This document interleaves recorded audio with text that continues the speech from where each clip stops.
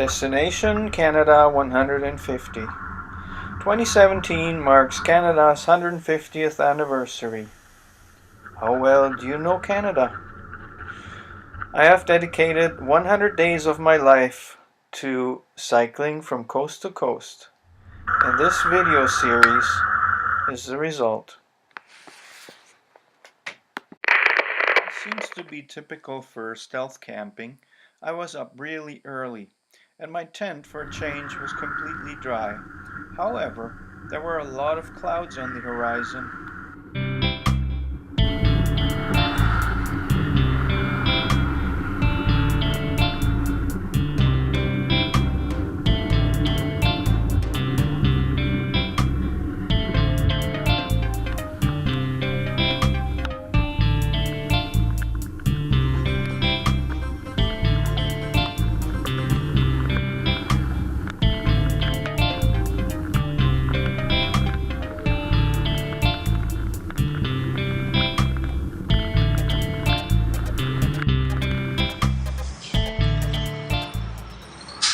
So it looks like I successfully outweighted the heavy rain.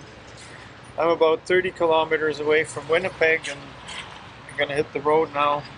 And I think that's all I'm gonna do for today. I need a little bit of a break for the afternoon, dry off, and relax in a room for a change.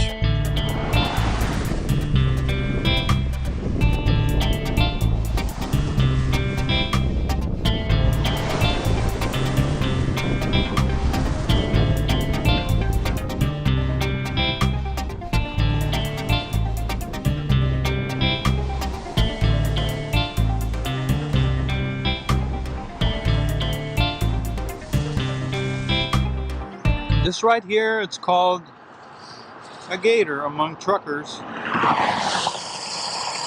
It's actually debris from a blown out tire. They're made of steel, they have steel wires inside, and the smaller pieces stay on the road, and the wire, they can get into the bicycle tires, and that's very hard steel. And now, what would it take to avoid that altogether? When was the last time you had a blowout on your vehicle? See, I guess it takes regular maintenance and changing tires that are compromised in some way, and apparently that's not always happening.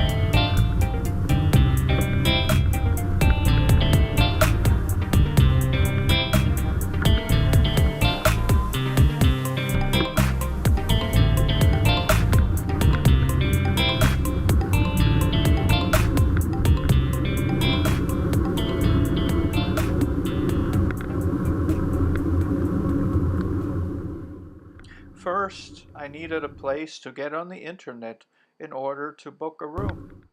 Then I had the problem of how to get to this room, because the one I found was far. I had no map, so I started my journey just by memorizing the Google map from the internet. and it started promising with a bike path through a forest, but it wasn't going to stay that way.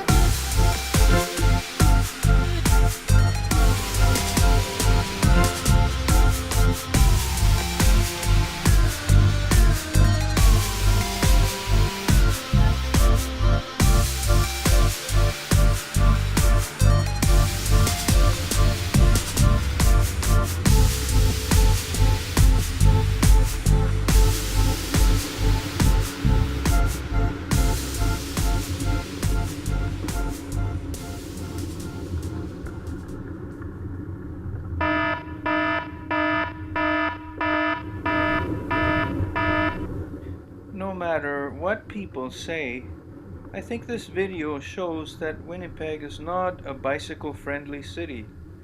Finally, I reached the Capri Motel, and I was relieved.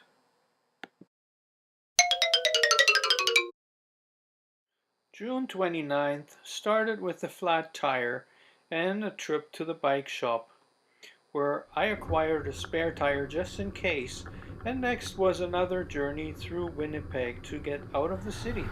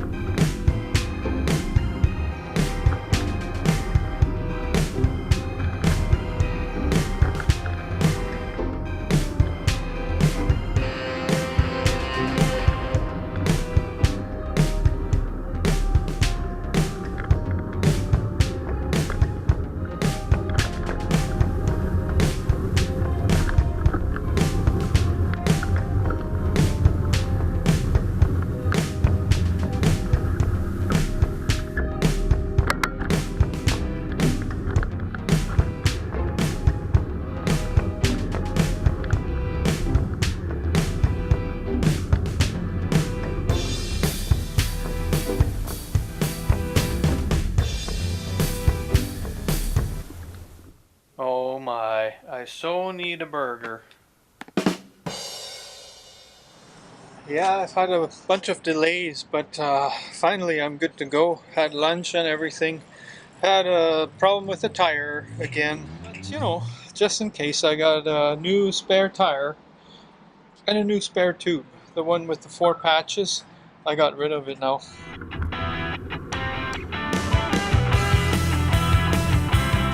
I'm just out of Winnipeg, back on the highway here. Yeah, highway is straightforward. The city is a pain in the butt, let me tell you. Winnipeg's horrible for cycling.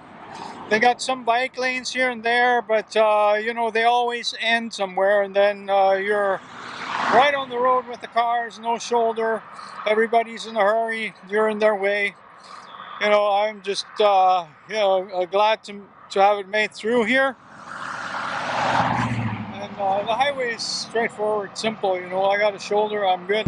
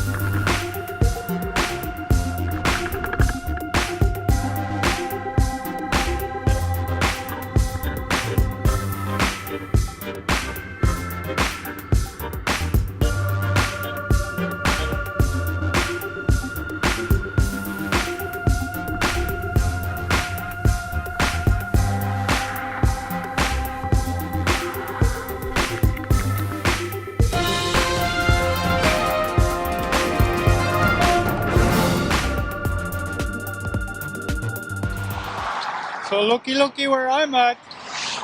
It's called the Longitudinal Center of Canada, so that means I'm halfway through my tour. There's a little bird up there. I think these birds are following me around. They're everywhere. So there isn't even a picnic table here, nothing. I'm gonna have to pee in the grass. Here at the halfway point of my trip, I have 3,827 kilometers on my clicker.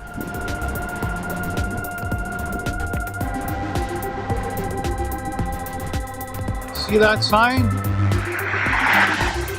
It says the automobile city, Steinbach. Like we don't have enough automobile cities.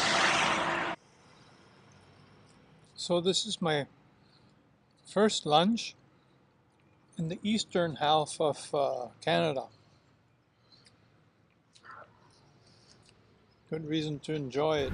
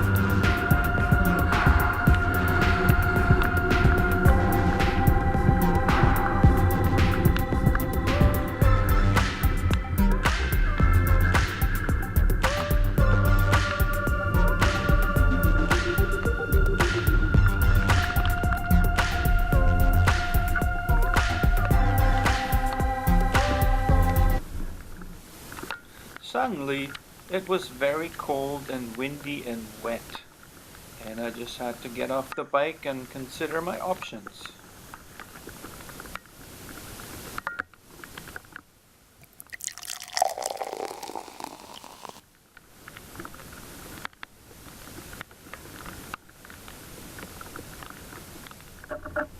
The rain wasn't letting up, so I decided to push my bike further into the forest and see if I could find a place for stealth camping.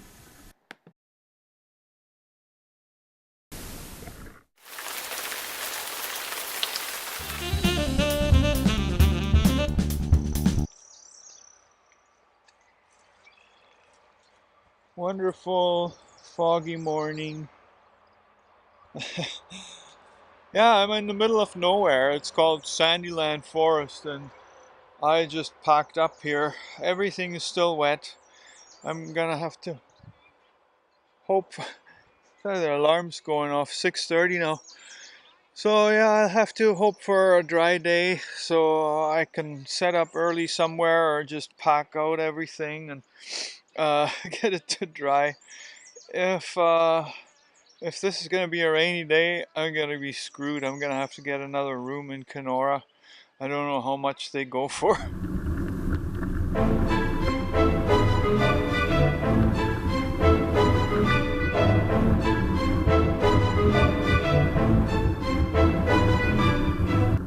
Yeah, I'm still at the Pinewood Rest area here, and I managed to use the hand dryer to dry off my rain jacket.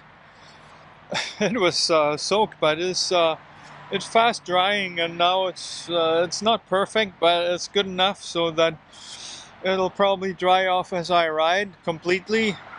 And you know, if this is gonna be a nice day, I'll be quite okay. If this is gonna be a rainy day, well, at least I got some protection from the wind and the rain, and we'll see how it goes. Right here, this is Trans-Canada Highway in Manitoba. I'm riding on a 2-foot wide shoulder, and I only got about, I don't know, 10 inches of it. Oops, I lost.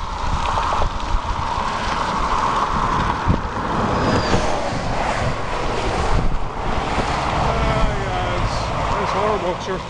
The concept of traveling on a bicycle is lost on most people here. Yeah, I don't like those rumble strips. I don't mind them when the shoulder is paved and wide enough for me, but here I'm riding on a sometimes 10-inch, sometimes less part of pavement.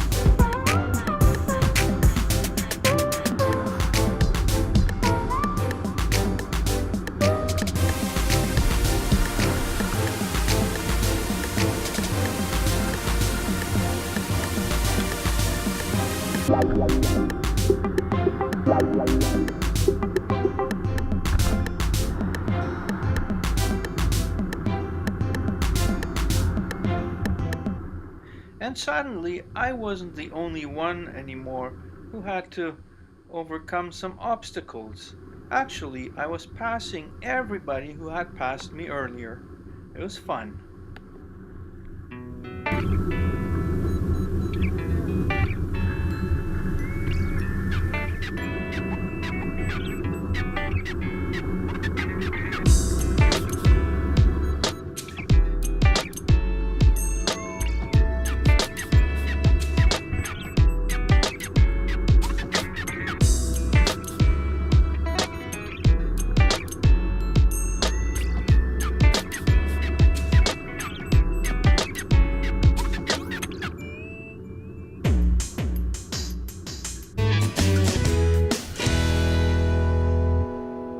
Hi there, how's it going?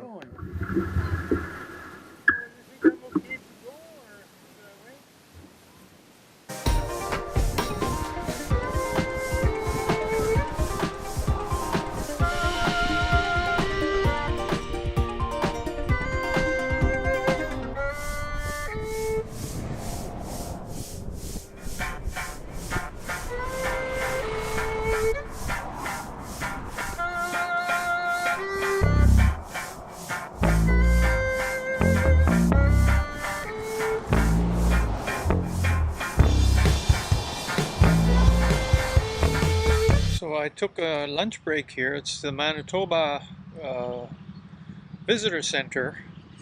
I was hoping they had a Ontario map for me, but they don't. They told me to go to Kenora, which is okay. So, well, I put on some sunscreen, but the weather is iffy. I might actually need a raincoat. We'll see. Keep my fingers crossed again. Yeah, so it's kilometer 490 of Manitoba, Trans-Canada, but here I am entering the province of Ontario. Yay! Total distance 3,964. That's a lot of kilometers. Approaching the 4,000, and I think I might actually pass that today. So on my way to Kenora right now. Ontario is Canada's most populated province. Unfortunately, that also means more cars on the road, more than 12 million to be specific. And according to the Ontario map, this is still seen as progress.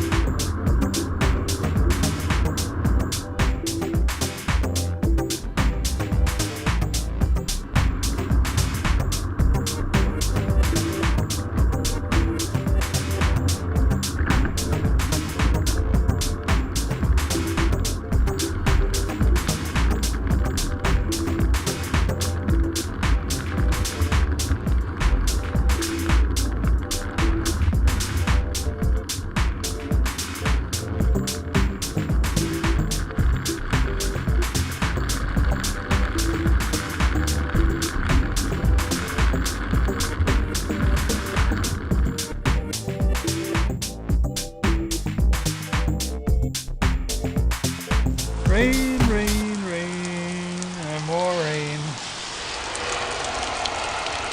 Well, can you tell I'm fed up with rain? Yeah, a little bit. Sucks. What can you do, right?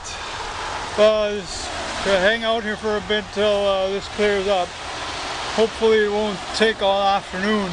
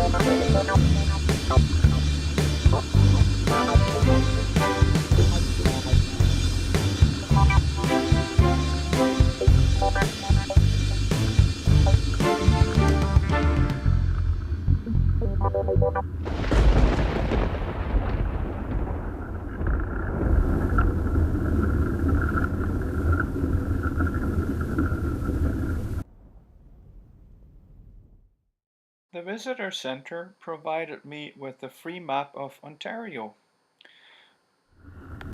But the more immediate challenge was where to go and what to do, where to stay in Kenora.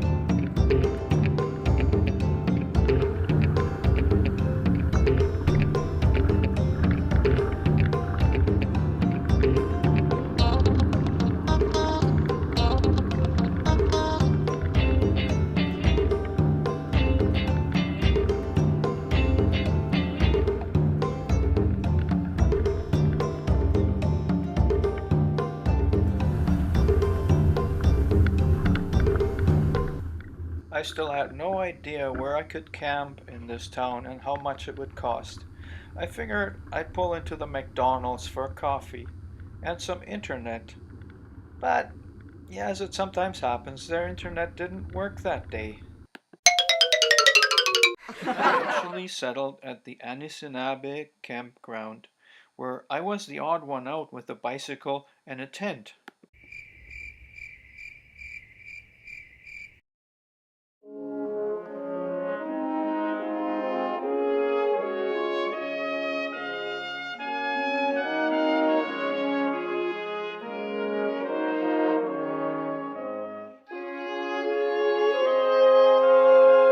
It was Canada Day, and I had made it more than halfway through my journey across Canada.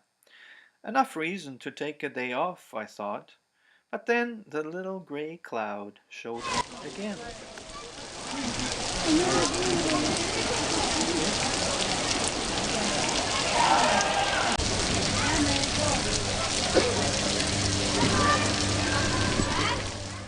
More Canada Day celebrations were planned, but after the rain, I just didn't feel like sticking around, even though I had an offer to camp in somebody's backyard.